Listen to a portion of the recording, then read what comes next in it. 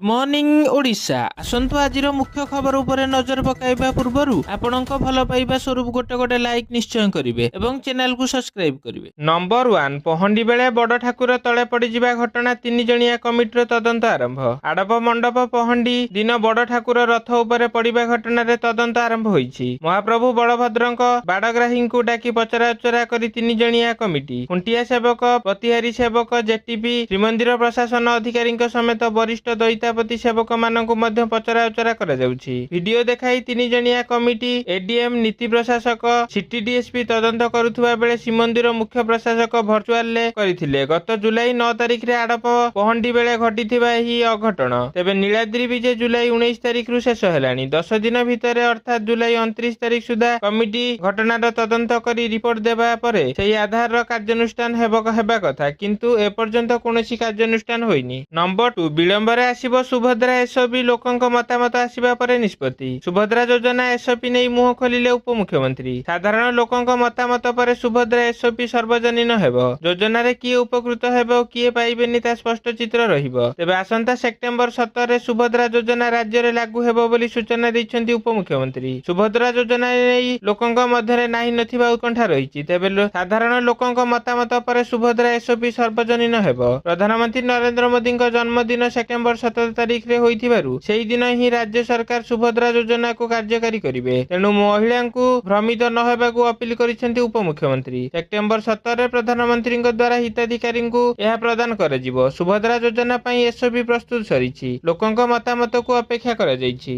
Number 3 पुणी खोलिबो नवदास हत्या मामलार file. पुणी थरे खोलिबो नवदास हत्या मामला। बहुचर्चित नवदास हत्या मामला रे केस रिओपन करिबो बीजेपी सरकार। एनै जातीय गणमाध्यम को साक्षात्कार बेले सूचना दैछन्ती आईन मंत्री पृथ्वीराज हरिचंदन। से कहिसन्ती नवदास जणे बीजेडी नेता हेले मध्य से जणे मंत्री थिले। आ स्पष्ट दिबालोकरे जणे मंत्री को हत्या को केबे भी हल्का भाबे ग्रहण करा जाई परिबो नाही। गत 2023 जनवरी 29 तारिख रे स्पष्ट दिबालोकरे तत्कालीन स्वास्थ्य मंत्री नवदास को हत्या करा जाइथिला। तांको पीएसओ गोपाल दास अति निकटरु तांको हत्या करिथिले। मामला रे पीएसओ गोपाल दास को गिरफ करा जाइथिले मध्य हत्याकांडर कारण उपरु एजाय परदा हटि नाही। नंबर 4 रास्ता और कोठाबाड़ी पूर्वतन मुख्य जंत्री तारा प्रसाद मिश्र को बांधिला विजिलेंस। आय बहिर्भूत संपत्ति ठूल अभियोग R&B विभाग पूर्वतन मुख्य जंत्री तारा प्रसाद मिश्र को गिरफ करिछि विजिलेंस। आय बहिर्भूत संपत्ति ठूल अभियोग विजिलेंस चढ़ाऊ बेले रास्ता और कोठाबाड़ी पूर्वतन मुख्य जंत्री तारा प्रसाद मिश्र संपत्ति देखि अधिकारी ताजुब होइछन्ति। स्वतंत्र विजिलेंस कोर्ट भुवनेश्वर निर्देश क्रमे विजिलेंस 9डी टीम गतकाली श्री मिश्र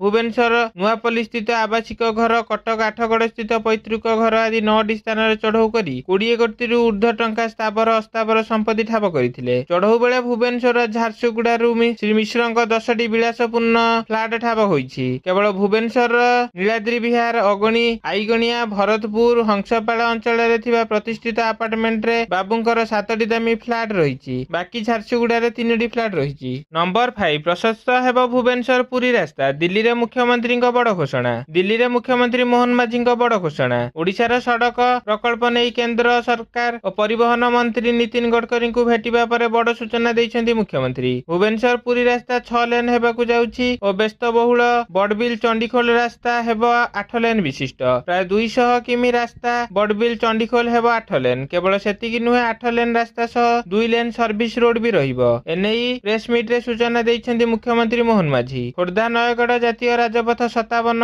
हेबो 4 लेन। 4 लेन सह सर्विस रोड मध्य रहिबो। एथिपाई 1100 कोटी टंका खर्च हेबो। सेहिपरि जातीय राजपथ 26 केसिंगा जुनागढ़ मध्य 4 लेन विशिष्ट हेबो। केसिंगा जुनागढ़ 4 लेन रास्ता पई खर्च हेबो 1000 कोटी। केंद्र मंत्री गडकरी को भेटिबा परे मुख्यमंत्री मोहन माझी एही मेगा प्रकल्पर रूपरेख नै घोषणा करिसेंती। नंबर 6 सुदृढ़ शिक्षा नीतिर प्रणयन आनिबो उच्च शिक्षा क्षेत्र रे विप्लव कहिले मंत्री। जातीय शिक्षा नीति 2020 र प्रणयन उच्च शिक्षा क्षेत्र रे विप्लव आनिबो। 1936 मसिया रे ओडिशा एक भाषा भित्तिक प्रदेश र मान्यता पाइथिला। 2036 मसिया सुधा ओडिशार सामाजिक अर्थनैतिक विकास रो स्वप्न बोली उच्च शिक्षा मंत्री सूर्यवंशी सूरज कहिसंती। लोकसभा भवन ने ओडिशा राज्य उच्च शिक्षा परिषद उच्च शिक्षा विभाग रो अनुकूल्य रे ओडिशार उच्च शिक्षा क्षेत्र रे स्नातक स्तर रे जातीय शिक्षा नीति 2020 प्रणयन करिबा निमंते एक आलोक चक्र रे उच्च शिक्षा मंत्री कहिसंती। मुख्यमंत्री श्री मोहन चरण माझी देखिसंती। एही स्वप्न को साकार करिबा पई सुदृढ़ जातीय शिक्षा नीतिर प्रणयन हेबा निहाती जरूरी। एथि ଏଥିସହିତ ଉଚ୍ଚଶିକ୍ଷା ମନ୍ତ୍ରୀ ଭାରତବର୍ଷର ପ୍ରାଚୀନ ଗୁରୁକୁଳ ତଥା ସମ୍ବନ୍ଧରେ ଆଲୋକପାତ କରିବା ସହ ସତ୍ୟବାଦୀ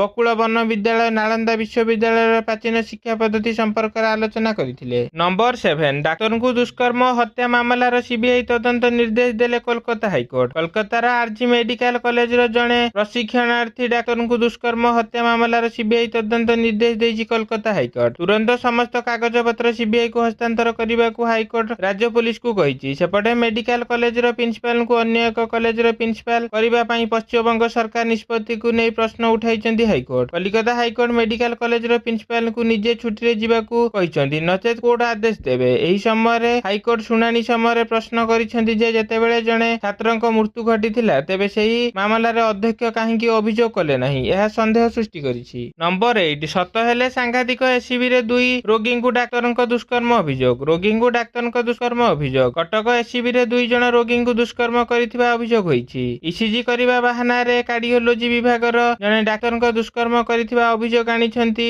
ରୋଗୀଙ୍କ ସମ୍ପର୍କୀୟ। ଏନେଇ ଡାକ୍ତରଙ୍କ ନାଁରେ ମଙ୍ଗଳବାଗ ଥାନାରେ ଲିଖିତ ଅଭିଯୋଗ ହୋଇଛି। ସୂଚନା ଅନୁସାରେ ଶୁକ୍ରବାର କଟକ ଏସ୍ସିବିର 2 ଜଣ ରୋଗୀ କାର୍ଡିଓଲୋଜି ବିଭାଗକୁ ଆସିଥିଲେ। ଡାକ୍ତର ସେମାନଙ୍କୁ ଇସିଜି କରିବାକୁ କହିବା ସହ ରବିବାର ଆସିବାକୁ ପରାମର୍ଶ ଦେଇଥିଲେ। ରବିବାର ସେମାନେ ଆସିବା ପରେ ତାଙ୍କୁ ଦୁଷ୍କର୍ମ କରିଥିବା ଅଭିଯୋଗ ହୋଇଛି। ପୀଡ଼ିତାଙ୍କ ସମ୍ପର୍କୀୟଙ୍କ ଆକ୍ରମଣରେ ଅଭିଯୁକ୍ତ ଡାକ୍ତର ଗୁରୁତର ହୋଇଛନ୍ତି। ଗୁରୁତର ଅବସ୍ଥାରେ ତାଙ୍କୁ ଏସ୍ସିବି ଆଇସିୟୁରେ ଭର୍ତ୍ତି କରାଯାଇଛି। ନମ୍ବର 9 ପାଣିପାଗ ବିଭାଗ କହିଲା ଅଗଷ୍ଟ 17 ଯାଏଁ ରାଜ୍ୟରେ ପ୍ରବଳ ବର୍ଷା ସମ୍ଭାବନା। ଘୂର୍ଣ୍ଣିବଳୟ ସାଙ୍ଗକୁ ମୌସୁମୀ ବାୟୁ ରାଜ୍ୟରେ ସକ୍ରିୟ ରହିଛି। 17 ତାରିଖ ପର୍ଯ୍ୟନ୍ତ ରାଜ୍ୟରେ ପ୍ରବଳ ବର୍ଷା ସମ୍ଭାବନା ରହିଛି। ଆଞ୍ଚଳିକ ପାଣିପାଗ ବିଜ୍ଞାନ କେନ୍ଦ୍ରର ନିର୍ଦ୍ଦେଶିକା ମନୋରମା ମହାନ୍ତି ଗଣମାଧ୍ୟମକୁ ଏ ସୂଚନା ଦେଇଛନ୍ତି। ପାଣିପାଗ ବିଭାଗ ପକ୍ଷରୁ କୁହାଯାଇଛି ଯେ ଆସନ୍ତା 18 ତାରିଖ ଠାରୁ ପାଗ ବଦଳିବ। ଆଗାମୀ 24 ଘଣ୍ଟାରେ ହାଲୁକାରୁ ମଧ୍ୟମ ଧରଣର ବର୍ଷା ହେବ। ସେହିପରି ଆସନ୍ତାକାଲି ପାଇଁ ହାଲୁକାରୁ ମଧ୍ୟମ ଧରଣର ବର୍ଷା ସହ ଘଡ଼ଘଡ଼ି ପାଇଁ ଭଦ୍ରକ, ବାଲେଶ୍ୱର, ମୟୂରଭଞ୍ଜ, କେଉଁଝର, ଯାଜପୁର, କେନ୍ଦ୍ରାପଡ଼ା, ଝାରସୁଗୁଡ଼ା, ସମ୍ବଲପୁର ଜିଲ୍ଲାକୁ ଆଲର୍ଟ କରାଯାଇଛି। ଗତ 24 ଘଣ୍ଟାରେ ଗଞ୍ଜାମ ଜିଲ୍ଲାରେ ସର୍ବାଧିକ ବର୍ଷା 57 ମିଲିମିଟର ବର୍ଷା ରେକର୍ଡ ହୋଇଛି। ଏବେ ବି ରାଜ୍ୟରେ 11% ନିଅଣ୍ଟିଆ ବର୍ଷା ରହିଛି। ନମ୍ବର 10 ଜଗଦମ୍ବିକା ପାଲ ହେବେ